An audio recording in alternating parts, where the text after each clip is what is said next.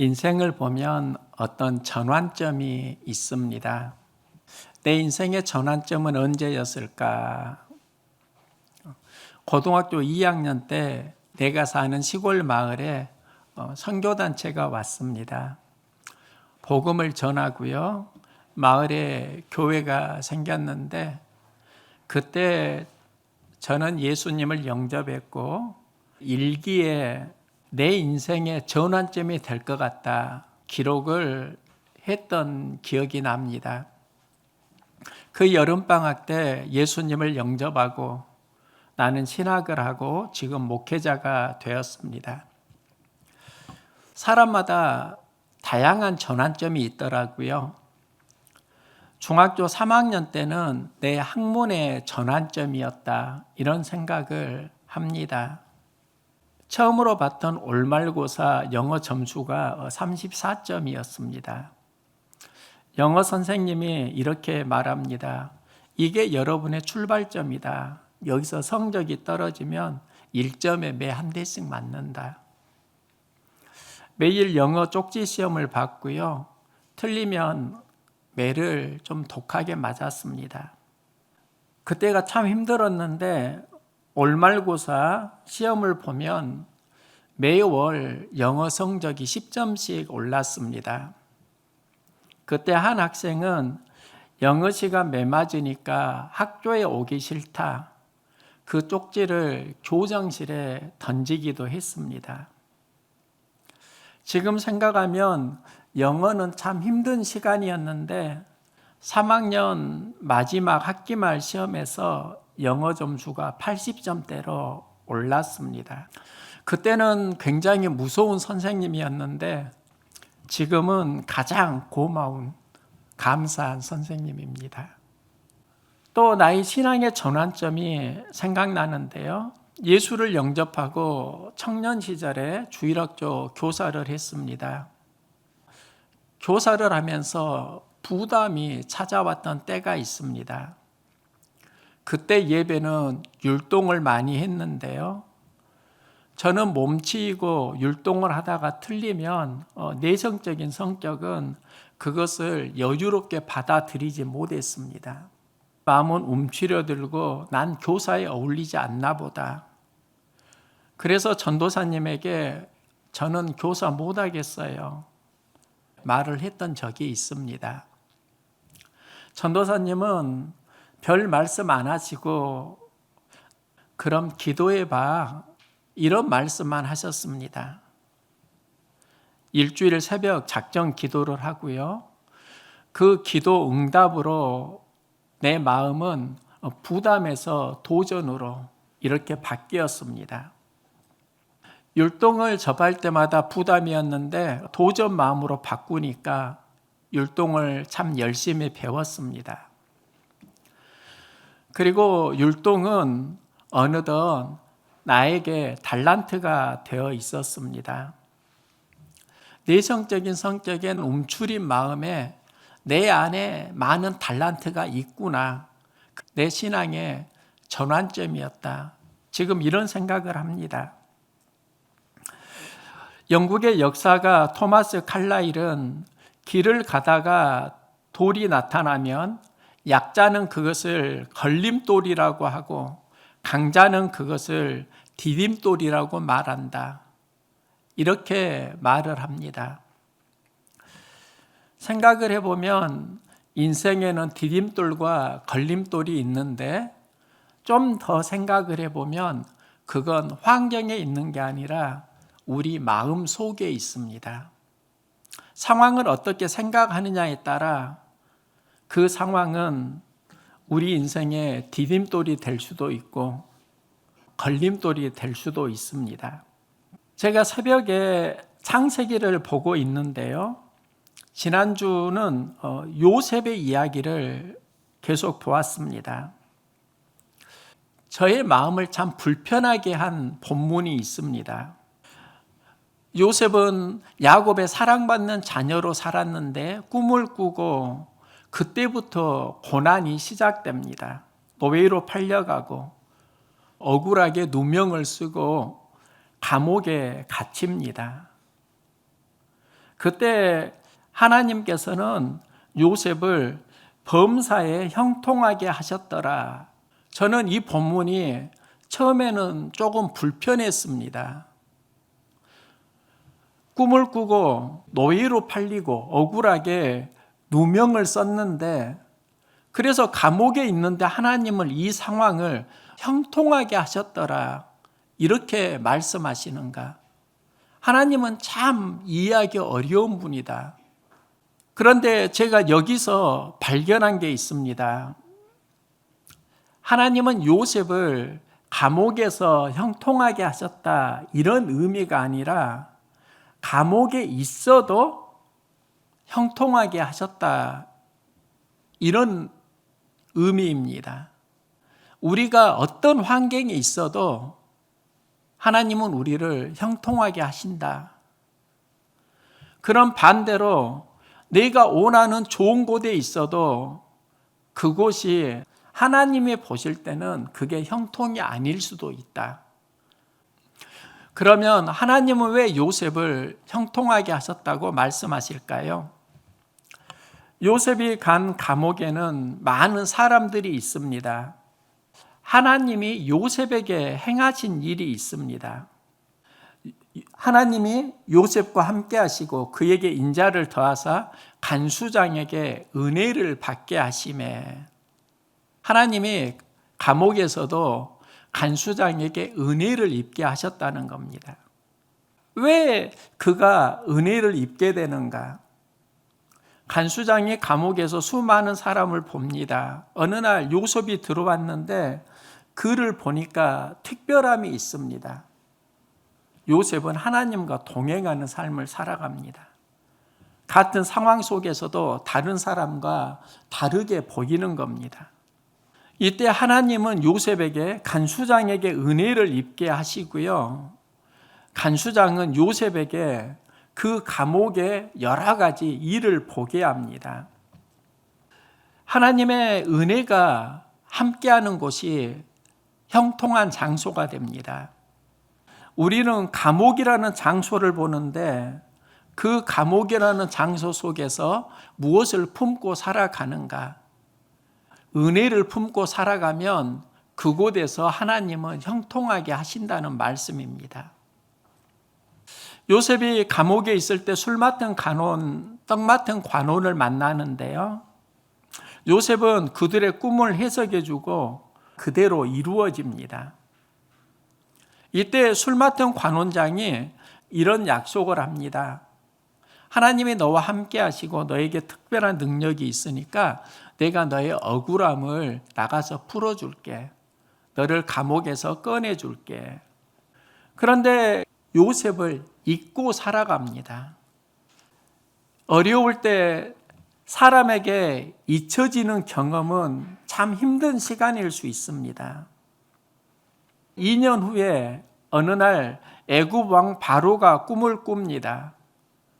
그때 술 맡은 관원장이 바로 왕에게 요셉의 이야기를 합니다. 자신의 허물이 있어서 감옥에 갇혔을 때 그 꿈을 해석해 준 히브리 청년이 있는데 그 해석대로 우리가 되었습니다. 바로 왕은 감옥에 있는 요셉을 부르고요, 요셉은 바로 왕의 꿈을 해석해 줍니다. 여기서 그는 애굽의 총리가 됩니다. 요셉이 감옥에 있을 때 술 맡은 관원장이 내가 너를 곧 꺼내줄게, 그 말을 했는데 만일 그대로 이루어졌다고 하면 요셉은 스스로는 형통하다고 생각할 겁니다. 그런데 2년 후에 바로 왕이 꿈을 꿀 때 요셉이 감옥을 나갔다고 하면 그를 어디서 찾을 수 있습니까? 그 넓은 애굽에서 그를 찾을 수 없습니다. 요셉의 관점에서 감옥에 나갔을 때 그것을 형통으로 생각할 수 있지만 하나님의 구속사 관점에서 요셉이 2년 동안 감옥에 있었던 그 시간, 그 아픔과 그 상처와 어려움은 바로가 꿈을 꾸면서 만날 수 있는 과정이 되고 그 과정이 있기 때문에 그는 애굽 총리로 꿈이 이루어집니다. 그러니까 중요한 건 그런 겁니다. 형통을 내 관점으로 볼 것인가? 아니면 하나님의 구속사 관점으로 연결해서 볼 것인가? 인생을 살아가면 누구나 꿈을 꾸게 되고 또 현실 사이에서 어떤 갭을 느끼게 됩니다. 마음은 낙심하고 좌절하기도 합니다. 그런데 하나님은 이때에 꿈을 이루는 그릇으로 준비되기를 원하십니다. 하나님의 관점에서 우리가 만나는 고난은 꿈을 이루는 준비의 과정일 수 있다는 겁니다. 요셉도 준비의 과정을 경험했고요. 그 장소가 애굽입니다. 요셉은 애굽의 노예로 팔려갑니다. 보디발의 집에서 노예로 살게 되는데요. 이때 그는 하나님과 동행하고 보디발은 요셉의 총명함을 보고 그를 가정 총무로 삼습니다. 이 가정 총무의 기간이 재정을 관리하고 인사를 관리하고 애굽의 경기의 흐름을 보고 배우는 시간입니다. 나중에 요셉이 애굽의 총리가 되었을 때 그 역할을 감당할 수 있었던 그 기반이 어디에서 나오는가? 보디발의 집에서 경험한 그 가정 총무의 배움이 있었다는 겁니다. 그가 누명을 쓰고 감옥에 갈 때는 참 속상할 일입니다. 그는 그곳에서 술 맡은 관원장을 만나게 되고요. 애굽 왕과 만나는 연결고리가 됩니다. 요셉이 경험하는 그 고난을 보면 하나님의 섭리가 있습니다. 하나님의 구속사가 있다는 겁니다. 사역을 하면서 누리는 가장 큰 복은 만남의 은혜입니다. 많은 분 중에 은혜를 누린 한 명이 예수나무교회 최준성 목사입니다. 개척 초기에 교회가 성장하지 않으니까 감당해야 되는 무게가 버거웠습니다. 마음은 낙심하고 나는 그릇이 안 되나 보다 이런 생각을 했습니다. 이때 예수나무교회 최준성 목사는 나에게 항상 이런 말을 했습니다. 목사님 참 잘하고 계세요. 지금 목회를 참 잘하고 계세요. 나는 그것이 사실이 아니라 위로와 격려의 말로 받았습니다. 예수나무교회는 상가 2층에 개척하고 급성장을 했습니다. 1년 만에 자립을 했고요. 또 곧바로 교회 건축도 했습니다. 아주 특별한 성장을 했습니다. 차준성 목사는 참 특별한 분이다. 내 자신을 보니까 버티는 은혜는 누리지만 항상 현장은 좀 버거운 겁니다. 그 상황에서 목사님은 누구보다도 하나님 은혜를 누리고 있어요. 목회 잘하고 계세요. 최준성 목사님이 자꾸 이런 격려를 하니까 그때는 이해가 안 되었는데 사실이 아니라 팩트가 아니라 위로와 격려로만 받아들였는데 지금 생각하니까 그 말에도 진실이 있더라고요. 버겁고 힘들다는 것은 감당해야 되는 현실의 무게일 수 있는데 저는 그 과정 속에서 참 부목사로 사역하면서 경험하지 못한 마음의 변화를 경험했습니다. 참 많이 배우고 깨달았습니다. 그것이 또 다른 형통이라는 걸 알았습니다. 시편 기자가 말합니다. 고난당한 것이 내게 유익이라. 이로 말미암아 내가 주의 율례들을 배우게 되었나이다. 그 상황이 형통이 아니라 그 상황 속에서 어떤 마음을 품는가, 무엇을 경험하는가, 그게 하나님의 구속사와 연결된다고 하면 형통이라는 겁니다. 3명의 자녀가 있습니다. 첫째 아들은 예배 시간 드럼을 치고요. 딸은 주일학교 반주를 하고 또 장년부 예배 방송을 담당합니다. 막내는 주일학교 프로젝트를 담당하고 있습니다. 초등학생입니다. 자녀들에게 미안한 것도 많이 있지만 또 그들이 예수 생명으로 자라고 있다면 하나님의 구속사에 동참하고 있구나. 사소한 일상의 반복 속에서도 생명이 자라고 있고 무언가를 경험해 가고 있다면 하나님의 구속사가 있다는 겁니다. 내가 왜 힘들어했지? 생각을 해보니까 현실적인 필요가 나에게 약할 때 마음고생을 했던 것 같습니다. 한 주간 성경을 보면서 새로운 마음이 찾아왔습니다. 어느 날 부자 청년이 예수님께 와서 어떻게 하면 영생을 얻을 수 있습니까? 이 질문을 합니다. 예수님은 그 부자 청년에게 하나님의 계명을 지키라, 하나님을 사랑하고 이웃을 사랑하라고 말합니다. 그때 부자 청년은 다 지켰다고 하면서 그래도 나에게 무엇이 부족합니까? 이때 예수님이 부자 청년에게 말씀하는데요.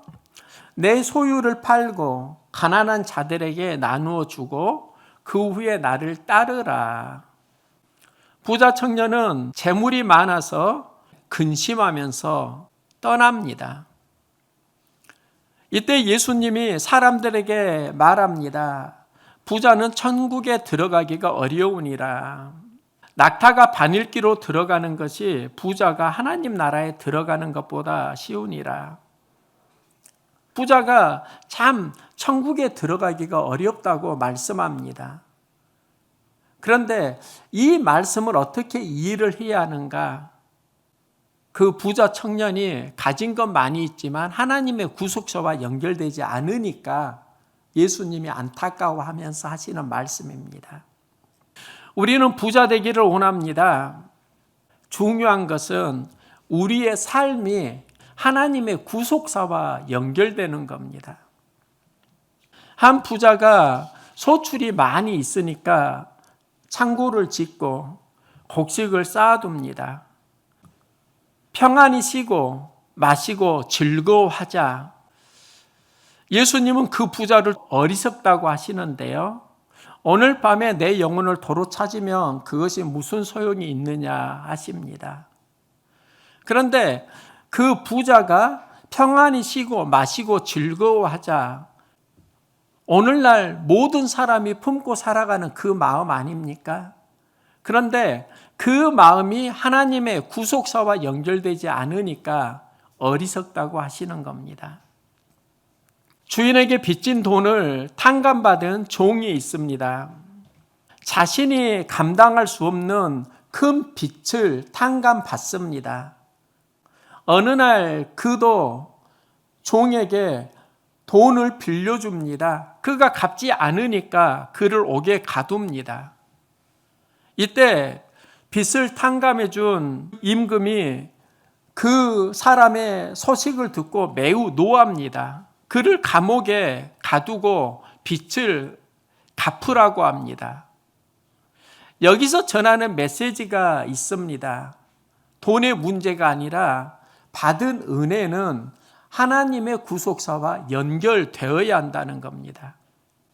종은 은혜를 받았는데 받은 은혜를 하나님의 마음과 연결하지 못하고 살아가니까 심판을 받게 됩니다. 제가 성경을 보면서 이해하기 어려운 본문이 있는데요. 한 청지기가 있습니다. 주인의 소유를 낭비하다가 주인이 그 청지기를 쫓아내려고 합니다. 내가 이제는 그 일을 더하지 못하리라. 그때 청지기는 이제 내가 무엇으로 먹고 살고 고민을 하다가 주인의 재산을 가지고 주인에게 빚진 사람들의 그 빚을 다 탕감해 줍니다. 그런데 이것을 주인이 청지기에게 지혜롭게 행하였다, 이렇게 말씀하는 본문을 이해하기가 어려웠습니다. 지금 상황으로 풀면 이런 겁니다. 직장을 잃게 되니까 회사 돈으로 빚진 사람들에게 선심을 쓰는 겁니다. 이것을 어떻게 지혜롭다고 말을 하지? 하나님의 관점에서 빚지고 어려운 사람들에게 빚을 탕감해 주는 것은 하나님의 구속사 마음과 연결될 수 있다는 겁니다. 구속사에 청지기가 지혜롭게 사용하니까 그것을 어리석다고 하지 않고 도리어 지혜롭다고 칭찬하시는 겁니다. 가르쳐준 메시지가 무엇인가?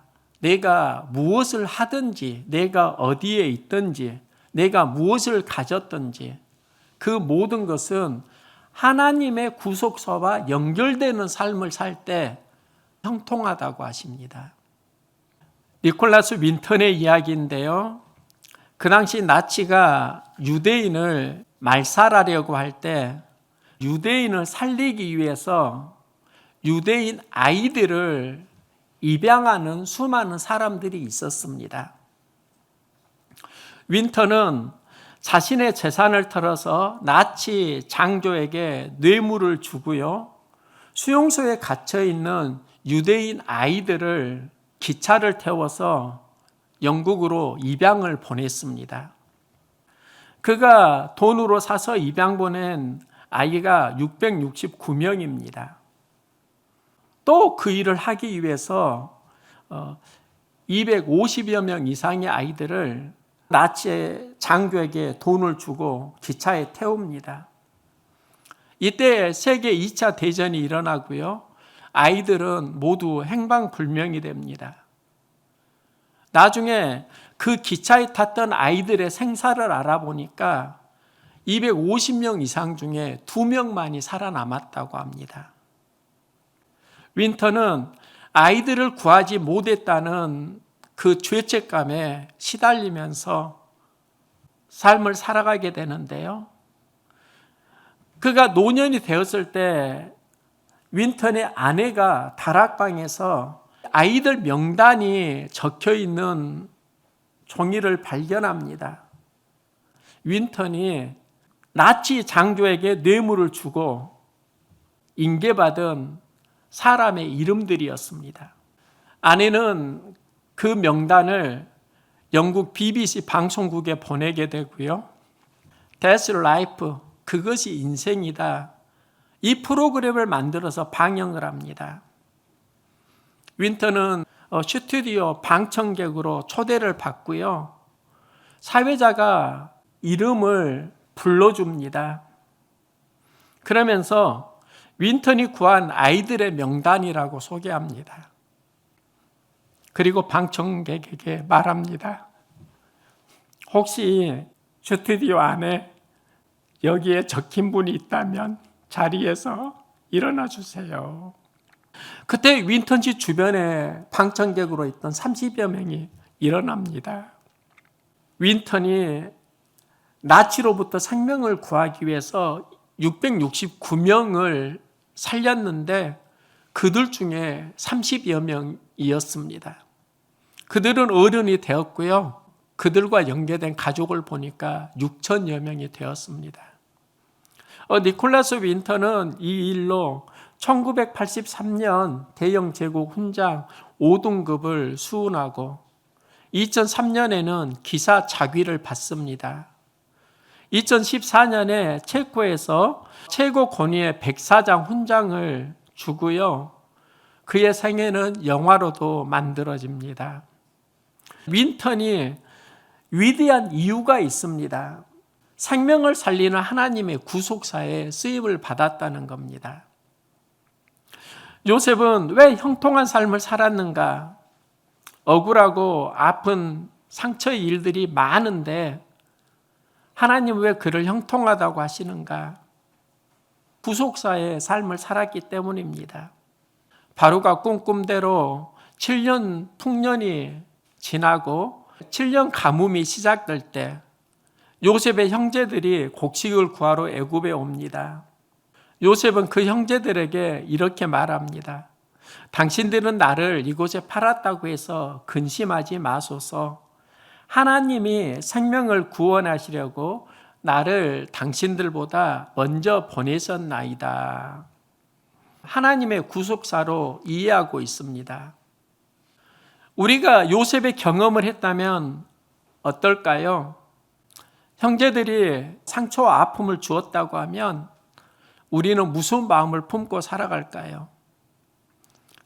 힘이 없을 때는 당했는데 힘이 생기니까 상처와 아픔을 준 사람에게 대갚아 주려고 하는 게 보통 인간의 마음이 아닐까요? 요셉의 마음이 특별한 이유가 있습니다.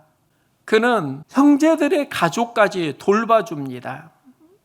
형제들이 보복이 두려워서 용서를 빌 때 말합니다. 당신들은 나를 해하려 하였지만 하나님은 그것을 선으로 바꾸사 오늘과 같이 많은 백성의 생명을 구원하게 하시려 하셨나니, 그리고 당신들은 두려워하지 마소서.